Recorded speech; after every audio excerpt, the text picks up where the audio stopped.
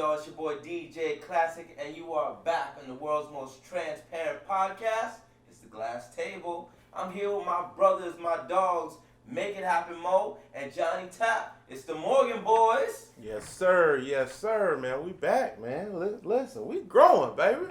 Pretty number 8. Well, I was born on the 8th day of the month. I love it. Yes, sir. That is your birthday. I love it. What else represents? Episode number 8. What else represents 8?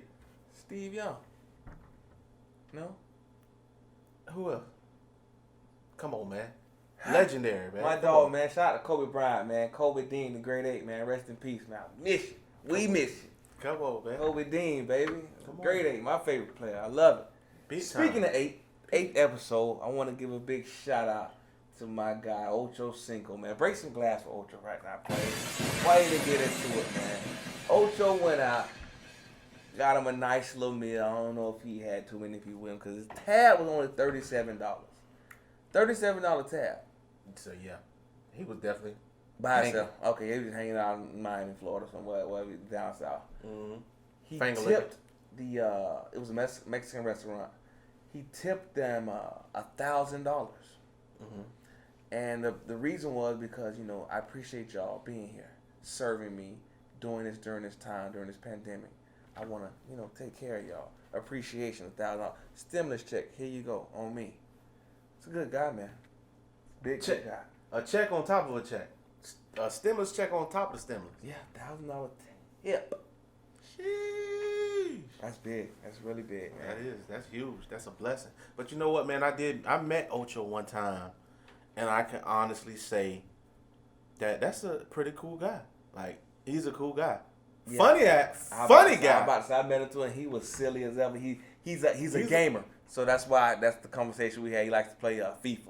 He's a soccer player. He's a gamer on FIFA online. He's big on that. So we was talking about gaming. I was talking about Madden. He was talking about FIFA. He's big, and then he got some daughters that can run. And boy, can they move like they daddy. DNA. He set with them there. Gail Divas type of girls. But you know, outside of Ocho, which is very positive, great thing going on. We had a very controversial topic that arose just recently. Our black leader that we call Savior, Charlemagne, the voice of the culture. He had an interview with Joe Biden the other day. our other so-called black Savior. Yeah. I know. By default. By default. Yeah, by default because of, Obama administration. He had an interview with Joe Biden, and the biggest the biggest issue they had was his statement during the interview when he said that pretty much he was stating all his stats and all his everything that he's done back in the day, and he was pretty much letting you know, like, if you don't vote for me, you're not black. Yeah, like your black card should be taken if you don't vote for me. Now, we all know there's different things that come with being in the spotlight, being in the camera. Let's start that off first. Everything's not gonna be perfect on the first go run. Not at all. You might miss a specific point, and I'm not excusing him of anything because he's probably been on the camera thousands of times. So one. You get what I'm saying? So sometimes people do make mistakes, so we do have to be open-minded about that. But what we can say, when I was listening to the interview, bro, I don't know about you. When I was personally listening to the interview, I got a very aggressive, cocky, over analytical about what I done in the past individual. That's what I got from Joe Biden. And he said that though. He said I was cocky when he got on the phone with these the black business leaders. He started backpedaling, and it was almost more so an apology. because he jumped out there because of his cockiness. Mm-hmm. And he gets that cockiness because he's earned it. He did a very great job as a vice president. But at the same time, I think he's late on where he needs to be, and he needs us now. Like if he did this the first term when Trump goes, Biden washes Trump out. I think he's a term too late. I think he's a great guy. He would have been a great president 4 years ago, but right now I really think Trump's gonna win again. And he's late, and now he's really, really needing us. Back then, he was for us. Now he needs us. And that's a point that I was going to... Listen, I think, you know how you're at a black school, and you have that one white boy who just wants to fit in and be cool, right? But he's not really from the hood. He might be... Malibu's most wanted. Right, That's the... Boy, you hit it on the head, boy. Hey, that's exactly what it was. Like, the whole interview was like Malibu. It was just... all the slang, the come on, man, you know, it just seemed like somebody that's from the 70s, a white man from the 70s trying to just fit into black culture. He wanted to be the closest thing to Obama during that interview. Right. Because Obama could say that back then. Obama could do the come on, I'm from Chicago tie. He could, take his tie off and show you can't do that. You're a white man telling a black person how to be black. And taking a black card. No way, no how. Not then, not now. Black, I mean African American. I'm being sarcastic. That's you get what I'm saying?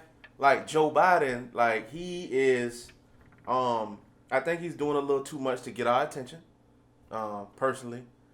Now, what I will say, and let me say this first. I am not the most knowledgeable when it comes to politics, personally. I think politics is a knowledge clutter. Mm-hmm. I do think politics have a lot of things in it that you have to, research and really know about. But one thing I did research is that he was a part of the bill that imprisoned most of our African Americans. He was. With the third strike, 1, 2, 3, third strike. Am I wrong? He was. He definitely was part of that bill. Okay. So, I don't know, man. He's not really coming off great in my eyes. To be honest, he's very aggressive. He's I don't know, man. I just think out of the Democrats, we could have done better. He was a vice president under the Obama administration, and people think that we should just vote for him off of default, but he's not catching my attention. So Charlemagne sent out a message to him and said, you should come back to the studio for a second interview. Mm-hmm. So if he does, do we believe anything he has to say? Because it's going to be to cover up and to try to... It's just like going to be in front of the camera in a debate. Right. It's the same thing. It's not natural. That's why if we ever record, just to be 100, we always do our first takes. I don't like to do 2 second and third takes. No. You're going to get it how you get it. It's not natural.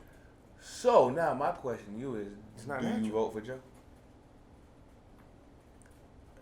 It's tough. I want to do some more research. I challenge everybody to do their due diligence, do their research. Where are they from? What's their background? I want to really do my own personal research. I don't know enough. But I will say from that personal interview that I don't know. He doesn't have my vote right now. So you check Trump? I'm not checking nobody right now. not That was a setup. Yeah, no, I'm not setting it up. What about yourself? Yeah, I'm gonna read a little more. Yeah, I like to read. I love to read. I will go independent. Whoever's the independent candidate, I'll go independent just to say I voted. But I don't know, man. It's weird. It's different because at the end of the day, I think Joe Biden's position was that he was trying to show that he was aggressive, but it's not that. That's not what we're smarter than that. Don't talk to us like we're some little kids or like we don't have any kind of intelligence. And he's smarter than that. And he's smarter than that. He know he shouldn't have did that. Right. He wanted to be all tough, rah. He thought he was being too cavalier, but he knows that's gonna really hurt him now. He really had a chance. He had a chance right. to take down Trump. Now, you did it with the wrong person. Charlamagne is gonna expose you to America. Did he even get donkey today? He should have got donkey today. I don't think he did, but he should have definitely got donkey today for that. But you know, it's certain different. It's like Charlamagne speaking to a vice president. Yeah. You know, he's not gonna. It's certain things. Even Charlamagne has a certain restriction to his realness. You know what I'm saying? I'm pretty sure donkey today went to the state of Florida anyway, because we've been the last donkey days for the last 8 weeks. Pretty sure Daytona Beach or somebody was on there for all that fighting over the weekend, and opening the beach up. You know, so I don't know, man. It's different. We gotta really, really pay attention. We gotta read. We gotta do our research. We got to, really gain knowledge as a people. But to say that, don't let this stop you from voting. Still vote, no matter what. We gotta vote. We gotta vote. With a pandemic going on, whatever, we have to vote, people. Absolutely. With all this, what we're saying, if we don't vote, it doesn't even matter because we didn't vote. That's the biggest thing right now. We can talk our face up. If we don't vote, it doesn't matter. Just Absolutely. vote. That's all I can say. Vote. Vote or die. And if you haven't seen the interview, go watch it. It's good. It's really good. Absolutely. So that, y'all let us know what y'all think about the Joe Biden situation. Did he go too far? Was he too aggressive? Can he make up ground? Can he cover it up? Can he come back from it? Did he go too far? Is there any way? Y'all let us know, man. Episode 8. We gone. Glass table, baby.